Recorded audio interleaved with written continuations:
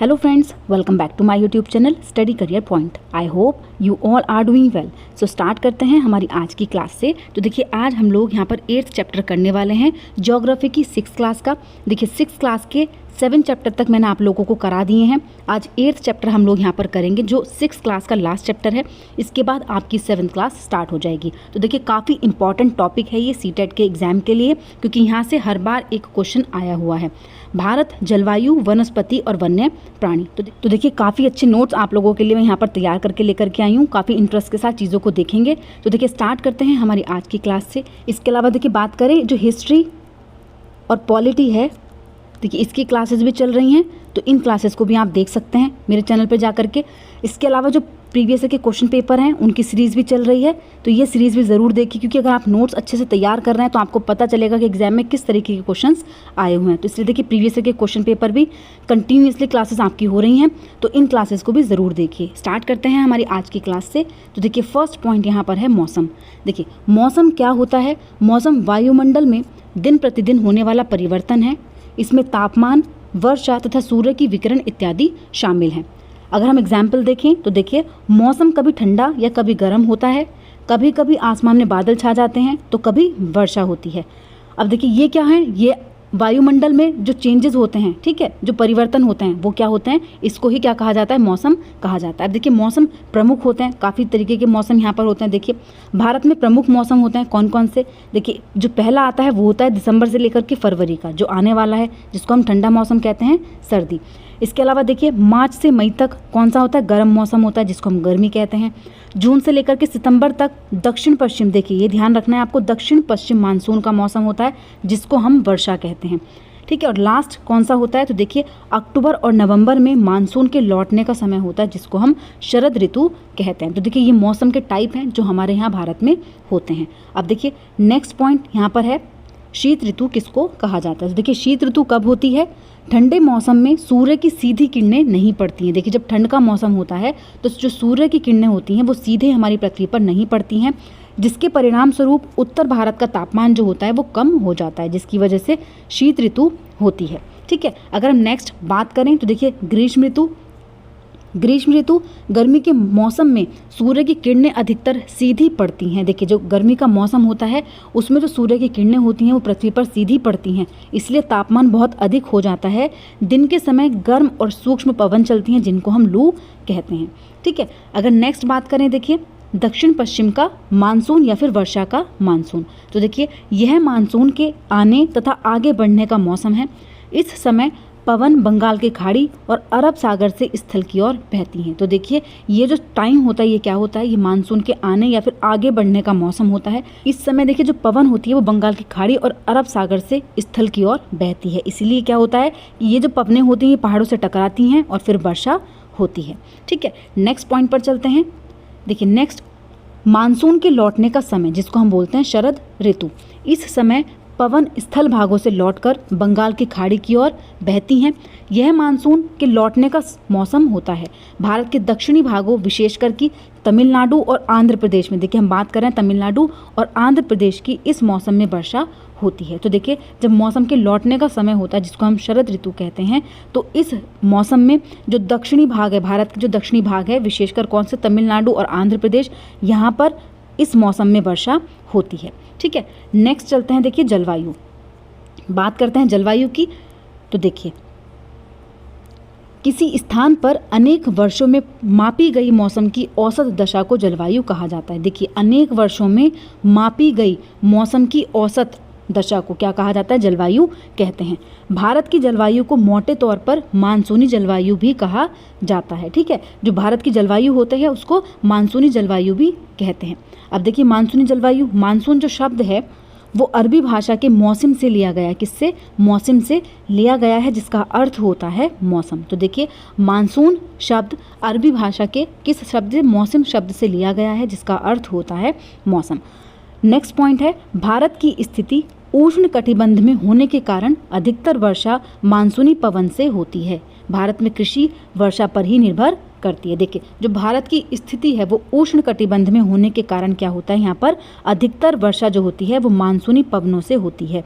ठीक है, इसलिए देखिए जो भारत है हमारा, भारत में जो कृषि होती है वो कृषि किस पर निर्भर करती है, जो मानसून की बारिश होती है उस पर निर्भर करती है। नेक्स्ट पॉइंट देखिए यहाँ पर है, किसी स्थान की जलवायु उसकी स्थिति, ऊंचाई, समुद्र से दूरी पर निर्भर करती है। देखिए किसी भी स्थान की जो जलवायु होगी वो 3 फैक्टर पे डिपेंड करती है, एक तो उसकी स्थिति पर, उसकी ऊंचाई पर और समुद्र से उसकी दूरी पर निर्भर करती है। इसलिए हमें भारत की जलवायु में क्षेत्रीय विभिन्नता का अनुभव होता है। देखिए इसीलिए क्या होता है कि जो भारत की जलवायु होती है उसमें क्षेत्रीय विभिन्नता का अनुभव होता है। देखिए ऐसा होता है, क्षेत्रीय विभिन्नता का अंतर पड़ता है, अनुभव होता है। ठीक है, कैसे, देखिए अगर हम बात करें राजस्थान के मरुस्थल में स्थित जैसलमेर और बीकानेर बहुत गर्म है, जबकि जम्मू कश्मीर के कारगिल में बर्फीली ठंड पड़ती है। तो देखिए यहीं पर देख लीजिए जो भारत की जलवायु है उसमें क्षेत्रीय विभिन्नता का प्रभाव पड़ता है, क्योंकि देखिए जम्मू और कश्मीर में तो कारगिल में क्या हो रहा है, बर्फीली ठंड पड़ती है, लेकिन अगर हम राजस्थान की बात करें तो वहाँ पर क्या होती है, काफ़ी गर्मी होती है। ठीक है, नेक्स्ट पॉइंट है विश्व की सबसे अधिक वर्षा। देखिए क्वेश्चन इंपॉर्टेंट है, विश्व की सबसे अधिक वर्षा जो होती है वो मेघालय में स्थित मौसिनराम में होती है। किस में होती है, मौसिनराम में होती है। नेक्स्ट पॉइंट पर चलते हैं।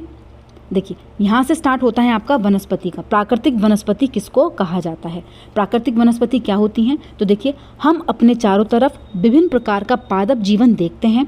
कुछ पौधे छोटे होते हैं जिन्हें झाड़ी कहा जाता है, जैसे कैक्टस और फूलों वाले पौधे इत्यादि। ठीक है, तो देखिए हम अपने चारों तरफ विभिन्न प्रकार के पादप जीवन को देखते हैं। कुछ पौधे जो होते हैं वो छोटे होते हैं जिनको हम झाड़ी कहते हैं, जैसे कि कैक्टस हो गया और फूल हो गए। इसके अलावा देखिए बहुत से लंबे वृक्ष होते हैं जैसे नीम, आम। कुछ वृक्ष ऐसे होते हैं जिनमें पत्तियों की मात्रा बहुत कम होती है, जैसे कि नारियल। ठीक है, घास, झाड़ियाँ तथा पौधे जो बिना मनुष्य की सहायता के उपजते हैं उनको प्राकृतिक वनस्पति कहा जाता है। देखिए जो घास, झाड़ियाँ और पौधे जो बिना मनुष्य की सहायता के उपजते हैं उनको हम बोलते हैं प्राकृतिक वनस्पति। अब देखिए जो प्राकृतिक वनस्पति है, जलवायु की विभिन्नता के कारण भारत में अलग अलग तरह की वनस्पति पाई जाती है। देखिए जलवायु की विभिन्नता के कारण जो वनस्पति है वो अलग अलग तरह की पाई जाती है। किन किन तरह की वनस्पतियां होती हैं, तो देखिए भारत की वनस्पतियों को 5 प्रकारों में बांटा गया है। अब देखिए यहाँ से क्वेश्चन आए हुए हैं सीटेट में, भारत की जो वनस्पतियां हैं उनको 5 प्रकारों में बांटा गया है। कौन कौन से हैं, तो देखिए फर्स्ट है आपका उष्ण कटिबंधीय सदाबहार वन, दूसरे आते हैं उष्ण कटिबंधीय पतझड़ वन, तीसरा आते हैं कटीली झाड़ियाँ, फोर्थ आता है आपका पर्वतीय वनस्पति। ठीक है, और लास्ट जो होता है वो होता है मैंग्रोव वन। तो देखिए 1 बाय 1 चीज़ों को देखते हैं। फर्स्ट देखते हैं उष्ण कटिबंधीय वर्षा वन या फिर सदाबहार वन। तो देखिए फर्स्ट पॉइंट यहाँ पर है उष्ण कटिबंधीय वर्षा वन या फिर सदाबहार वन। उष्ण कटिबंधीय वर्षा वन उन क्षेत्रों में पाए जाते हैं जहाँ वर्षा बहुत अधिक होती है। ये इतने घने होते हैं कि सूर्य का प्रकाश ज़मीन तक नहीं पहुँच पाता। तो देखिए जो उष्ण कटिबंधीय वर्षा वन होते हैं, वर्षा वन से आपको पता लग रहा होगा कि यहाँ पर क्या होती है, वर्षा होती है काफ़ी अधिक मात्रा में। ठीक है, ये इतने घने होते हैं कि सूर्य का प्रकाश जो है वो यहाँ तक नहीं पहुँच पाता। वृक्षों की अनेक प्रजाति इन वनों में पाई जाती है। ये वन वर्ष के अलग अलग समय में अपनी पत्तियां गिराते हैं। ये हमेशा हरे भरे दिखाई देते हैं, इसीलिए इनको सदाबहार वन कहा जाता है। तो देखिए जो उष्ण कटिबंधीय वर्षा वन होते हैं इनको सदाबहार वन किस लिए कहा जाता है, क्योंकि ये हमेशा हरे भरे दिखाई देते हैं। ठीक है, और यहाँ पर क्या होता है, ये हर एक मौसम में मतलब समय समय पर क्या करते हैं, अलग अलग समय पर अपनी पत्तियां गिराते हैं। ठीक है, इन्हें सदाबहार वन कहा जाता है। नेक्स्ट देखिए अंडमान और निकोबार द्वीप समूह में उत्तरी पूर्वी राज्यों के कुछ भागों तथा पश्चिमी घाट की संकरी पट्टी में पाए जाने वाले प्रमुख वृक्ष जो हैं वो कौन से हैं, महोगनी है, एबोनी है और रोजवुड है। ठीक है, तो जो अंडमान और निकोबार के द्वीप समूह में पाए जाते हैं कौन कौन से वृक्ष हैं, महोगनी, एबोनी और रोजवुड। नेक्स्ट पॉइंट है देखिए, नेक्स्ट है उष्ण कटिबंधीय पतझड़ वन। क्या है, उष्ण कटिबंधीय पतझड़ वन। हमारे देश के बहुत बड़े भाग में इस प्रकार के वन पाए जाते हैं। नेक्स्ट पॉइंट है इन वनों को मानसूनी वन भी कहा जाता है। ये काफ़ी घने होते हैं। देखिए ये काफ़ी होगा यहाँ पर, ये काफ़ी घने होते हैं और वर्ष के निश्चित समय में अपनी पत्तियाँ गिराते हैं। तो देखिए वर्ष के एक निश्चित समय में ये अपनी पत्तियाँ गिराते हैं। देखिए जो वर्षा वन है वो क्या करते हैं, समय समय पर अलग अलग टाइम पर अपनी पत्तियां गिराते हैं, लेकिन ये वर्ष में एक निश्चित समय पर ही अपनी पत्तियां गिराते हैं। अब देखिए इस तरीके के पाए जाते हैं ये पतझड़ वन। ठीक है, इस तरीके के होते हैं क्या होता है, ये एक निश्चित समय में ही अपनी पत्तियां गिराते हैं, बार बार नहीं गिराते, एक निश्चित समय में इनकी पत्तियां गिरती हैं। अब देखिए नेक्स्ट है, इन वनों में पाए जाने वाले महत्वपूर्ण पेड़ जो हैं वो कौन से होते हैं? सौल होता है, सागौन होता है, पीपल और शीशम। देखिए लकड़ियाँ आपने बहुत फेमस लकड़ियाँ सुनी होंगी, ये सागौन की लकड़ी होती है, ठीक है। तो ये क्या होते हैं, ये वनों में पाए जाने वाले महत्वपूर्ण पेड़ हैं जो किस में पाए जाते हैं? उष्णकटिबंधीय पतझड़ वन में पाए जाते हैं। ये मध्य प्रदेश, उत्तर प्रदेश, बिहार, झारखंड, उड़ीसा, छत्तीसगढ़ और महाराष्ट्र के कुछ भागों में पाए जाते हैं। नेक्स्ट पॉइंट पर चलते हैं। देखिए नेक्स्ट है जो थर्ड है आपका कटीली झाड़ियाँ। तो देखिए कटीली झाड़ियाँ होती हैं, इस प्रकार की वनस्पति देश के सूक्ष्म भागों में पाई जाती है। देखिए जो ये कटीली झाड़ियाँ होती हैं ये देश के सूक्ष्म भागों में पाई जाती हैं। पानी की क्षति को कम करने के लिए इनकी पत्तियों में बड़े बड़े कांटे होते हैं। देखिए पानी की क्षति को कम करने के लिए, जिससे इनको पानी की ज़्यादा आवश्यकता ना हो, तो इनकी पत्तियों में बड़े बड़े क्या होते हैं? कांटे होते हैं। देखिए देश के शुष्क भागों में आपको इस तरीके की झाड़ियाँ देखने को मिलती हैं, ये होती हैं आपकी कटीली झाड़ियाँ, जो आपको राजस्थान में देखने को भी मिलती हैं। और देखिए अगर हम बात करें, ये वृक्ष महत्वपूर्ण हैं, जैसे कैक्टस, खैर, बबूल, कीकर इत्यादि। ये गुजरात, पंजाब, हरियाणा, पश्चिमी घाट के पूर्वी ढालों तथा गुजरात में पाई जाती हैं और इसके अलावा राजस्थान में भी पाई जाती हैं। नेक्स्ट पॉइंट है, देखिए नेक्स्ट है पर्वतीय वनस्पति। क्या है? पर्वतीय वनस्पति। देखिए पर्वतों में ऊंचाई के अनुसार वनस्पतियों के विभिन्न प्रकार पाए जाते हैं। ऊंचाई बढ़ने के साथ तापमान में कमी आती जाती है। समुद्र तल से 1500 मीटर से लेकर के 2500 मीटर की ऊंचाई के बीच पेड़ों का आकार जो होता है वो क्या होता है? शंकुआकार होता है। तो देखिए जो पर्वतीय वनस्पति होती है उसमें जो पेड़ों का आकार होता है वो कैसा होता है? तो वो शंकुआकार होता है। ये पौधे शंकुधारी वृक्ष भी कहे जाते हैं। तो देखिए इसीलिए इनको शंकुधारी वृक्ष भी कहा जाता है। इन वनों के महत्वपूर्ण वृक्ष कौन कौन से हैं? तो देखिए चीड़, पाइन और देवदार। तो देखिए इन जो वन होते हैं, ये पर्वतीय जो वन होते हैं, इनमें कौन से महत्वपूर्ण वृक्ष पाए जाते हैं? चीड़, पाइन और देवदार। नेक्स्ट पॉइंट पर चलते हैं। देखिए इस तरीके के होते हैं पर्वतीय वन, देखिए शंकु के आकार के हैं, तो इसलिए इनको शंकुधारी वन भी कहा जाता है। अब देखिए नेक्स्ट पॉइंट यहाँ पर है मैंग्रोव वन। तो देखिए मैंग्रोव वन कौन से वन होते हैं? ये वन खारे पानी में भी रह सकते हैं। ये मुख्यतः पश्चिम बंगाल के सुंदरवन तथा अंडमान निकोबार के द्वीप समूह में पाए जाते हैं। तो देखिए जो मैंग्रोव वन होते हैं ये बंगाल के सुंदरवन और अंडमान निकोबार के द्वीप समूह में पाए जाते हैं। अब देखिए सुंदरी इस प्रकार के वनों की एक महत्वपूर्ण प्रजाति। देखिए जो सुंदरी है वो इस प्रकार के वनों की एक महत्वपूर्ण प्रजाति है। इस प्रजाति के नाम पर क्षेत्र का नाम क्या पड़ा? सुंदरवन पड़ा। तो देखिए इस प्रकार के होते हैं ये। देखिए जो मैंग्रोव वन होते हैं वो इस तरीके के होते हैं। नेक्स्ट पॉइंट पर चलते हैं। देखिए नेक्स्ट है हमें वनों की आवश्यकता क्यों होती है? तो देखिए वनों की आवश्यकता हमें क्यों है? वन हमारे लिए बहुत ही लाभदायक हैं। ये विभिन्न कार्य करते हैं, जैसे पेड़ पौधे ऑक्सीजन छोड़ते हैं जिससे हम सांस के रूप में लेते हैं तथा कार्बन डाइऑक्साइड को ग्रहण करते हैं। नेक्स्ट पॉइंट है पेड़ पौधों की जड़ें मिट्टी को बांध कर रखती है तथा इस प्रकार वे मिट्टी के अपरदन को रोकते हैं। तो देखिए पेड़ पौधे हम लोगों के लिए काफ़ी ज़रूरी होते हैं, ठीक है। नेक्स्ट पॉइंट यहाँ पर देखिए वन्य प्राणी। विभिन्न प्रकार के वन्य जीवों का निवास होता है।